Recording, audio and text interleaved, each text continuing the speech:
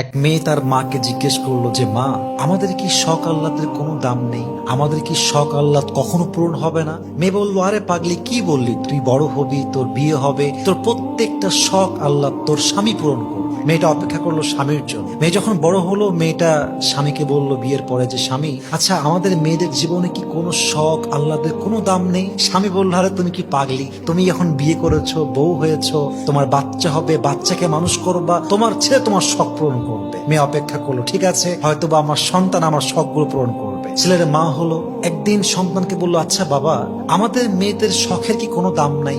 আমাদের আহ্লাদের কোনো দাম কি পৃথিবীতে নেই? সন্তান বলছে, মা তোমার কি মাথা খারাপ? তোমার বয়স হয়ে গিয়েছে, তোমার এক পা কবরে ঢুকে গিয়েছে, তুমি এখন আল্লাহ বিল্লাহ করবা, কবরের ফিকির করবা। তখন মেয়েটা বুঝতে পারলো যে আসলে পৃথিবীতে নারীদের শখ বলতে কিছু নেই। পৃথিবীটা নারীদের আহ্লাদ পূরণের জায়গা নয়। নারীদের প্রথম এবং শেষ ঘর কবর ছাড়া আর কিছুই হতে পারে না। ঠিক কিনা বলেন?